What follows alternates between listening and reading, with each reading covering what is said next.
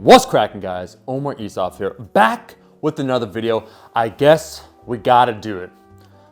My response video to Greg Doucette's response video about my original video talking all about measuring one's body composition. Why I went to one of the most advanced facilities, Texas Tech, in order to measure my body comp, why I think there is a high level of utility in doing that, and why at the same time I wouldn't recommend it for most people, and that trying to evaluate your body fat is quite hard and not what you should focus on, even if you want to become bigger or get leaner. Let's discuss this. To me, it's sort of like this, okay? What Greg said in the video, it's sort of like someone saying, you know, many governments, they don't do right by their citizens, they're corrupt. And I'm like, okay, yeah, we could broadly agree by that. And then the next point he'll say will be something like, that's because aliens control the government. It was aliens. Then I'm like, okay, we need to pause. So it's a little bit like, yeah, we could broadly agree on this. Here's why I disagree. Let's talk about the broad agreements. And that is body fat. Measuring one's body fat, especially as a natural lifter, it's very hard with the tools available to you, okay? The at-home body fat measurement tools, as we showed in the original video, they're not very effective at accurately measuring your body fat, so you shouldn't be using them. At the same time, things like measuring yourself, so self-reported, tape measurement sizes, also not super useful. One, there's that human room of error that can occur, the margin of error when you're trying to measure the same site, so let's say biceps, thighs, so on and so forth.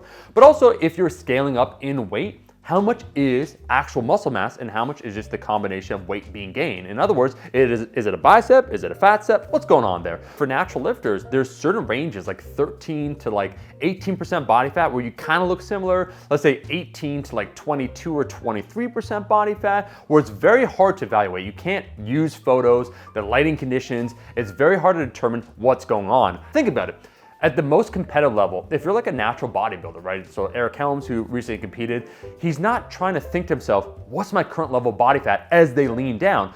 You're not trying to get a number on the screen. It's like, that's what I wanted to be, 4% guys, got it, peace. It's a look you're after, probably, right? Like if you want to lean down for summer and you want to get abs, if you got a measurement site that said you're 10% body fat, even if it was accurate, but you didn't like the way that you looked, you'd probably get it leaner and leaner still, right? You're after a particular look, the intersection between the muscle you have and how lean you are and where that muscle is. And that is the broad agreement between my original video, Greg's response video, that people shouldn't focus overall on body fat percentages, even if they want to get leaner and even if they want to build more muscle. Where I disagree is the utility of body fat percentage measurement tools in general. In particular, we're talking about the DEXA scan, the BodPod, the other things inside that facility at Texas Tech, where Dr. Grant Tinsley and his students, that's part of the research that they do, body composition measurements, amongst many other things that they do at that facility. But there can be that high level of utility because you want to see either changes over time. You want to measure, as Greg was he was flummoxed. He could not believe his eyes finding out that your boy, the surf clam, his bone density was 4.8 standard deviations above the norm. He's like, that simply cannot be. Does he really have the bone density of Wolverine? I'm sorry, Greg. The fact that I am the living embodiment of the Canadian Wolverine, that I have adamantium in my bones, that indeed I am the elephant man. And that was one of the things they brought up, suspiciously, like, can this be so? And actually, yes, because it is over a distribution. They're measuring the density, which is accurate, and then they're comparing it to other people that have come into the facility, and how does that compare? And I think that's a good testament, honestly, to lifting over time. So it's my genetic response to lifting. It's my natural bone density. Maybe I just got denser bones in general, but I've also been lifting heavier. That could be a factor. So really, that is a positive quality, potentially, of lifting for over a decade. So a lot of these things, a lot of these tools like the DEXA, there's that human room for error that we'll see. So that's why we're talking in particular at a university used by professionals versus I saw Alex Eubanks, let's see Andrew Eubanks do this, where he went and got his body comp measured, a DEXA scan, and the practitioner said, hey, you're 7% body fat, I think it was. And even he knew, Alex was like, there's no way I'm 7% body fat. And that is more the human error occurring rather than the actual piece of equipment. And that's what I want to emphasize. Does he really have the bone density of Wolverine? Let's use a ruler. A ruler is a measurement tool in order to try and define the length of something. But if we don't know what we're doing, if we're trying to measure something and it's not on a flat surface and maybe the ruler's at an angle, you could get an incorrect measurement. That's not saying that a ruler is ineffective for its purpose, is that it wasn't used correctly. In the same way, broadly, we could talk about all these body fat measurement tools. And so at the end, when we got 13.7% body fat, did I say, or was he saying, him being a scientist, oh my, this is exactly your body fat percentage within, 0.1 or 0.2. No, that based upon all these measurements, what we know from other people with these equipment that we're able to utilize, this is roughly what we think your body fat is. And that is what I wholeheartedly accept, because I think it's important in the natural community when you have access to these things in order to hold yourself accountable. I don't want to just say I weigh this and I think I'm this level body fat. I think that's something that Greg essentially brought up. In the eyes of a skilled coach, they're probably more accurate. And again, I would agree with the statement than an at-home body fat measurement tool. Meaning right now, Alberto Nunez of 3DMJ, if we were to ask him a random lifter, like, hey, what body fat do you think this person is? And then you could turn them into a cadaver and measure with the highest level of accuracy what body fat they are, I think Alberto would be pretty damn accurate, like honestly within 1 to 2%. And that's amazing. That's more accurate than the at-home body fat tools you can use.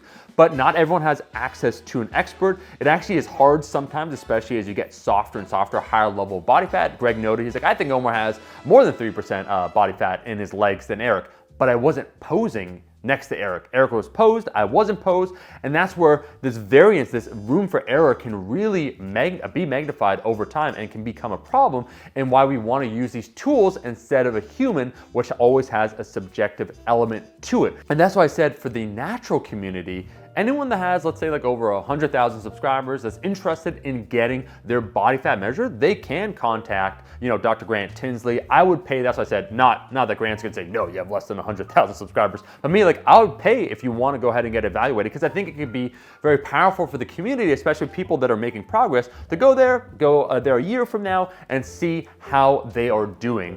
But it's not something that a lot of people should focus on. It's just that when we self-report certain numbers as lifters, we can exaggerate. And I think it's important in order to be optimistic about things, but at the same time, being realistic. And that's fundamentally what my message was. If people want to know whether or not they're making progress, they only have to look at their performance in the gym. If you're becoming better, lifting more weight for the same amount of repetitions, so 8 reps, 10 reps, 12 reps, 15 reps, if you used to do 205 for a set of 8, and now you can do it for 235 with the exact same technique, that is actual progress. You are making gains. That's what you need to focus on. And I think that's the part that was underappreciated in that video that we really want to talk about, because there's a difference between what we have access to, what we can measure, and what the person watching the video should be focusing on in order to see whether or not they're making progress. That's all I had to say. That is the video, guys. That is my response to the response video of Greg being utterly perplexed by my bone density. Does he really have the bone density of Wolverine? Incredulous. He could not accept it. He was thinking to himself, no, this cannot be. This sounds like aliens once again. I'm not saying as aliens, but as aliens. And so hopefully that clarifies everything in the original video. And for some people that may have been confused by the response video, my thoughts. Let me know your thoughts down below. If you like the video, make sure to like the damn video. And I'll see all you guys, my rascals, in that next one. Peace. It was aliens. Yeah, I use PEDs. PEDs? I got the hook up. Introducing PEDs, Performance Enhancing Dinner. Rascal Jants, aka jeans made for lifting. You can squat in them, deadlift, and even practice karate. Jants so powerful, they should be illegal. Before my Rascal Jants, I was a virgin. And now, I squat 405.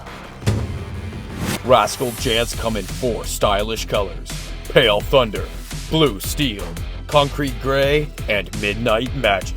My wife said it's me or the Jants. I hope she's doing well. Wear them inside the gym or outside. Whatever your peach desires. Rascal Jants, because your booty deserves better. Before my Rascal Jants, I was a virgin.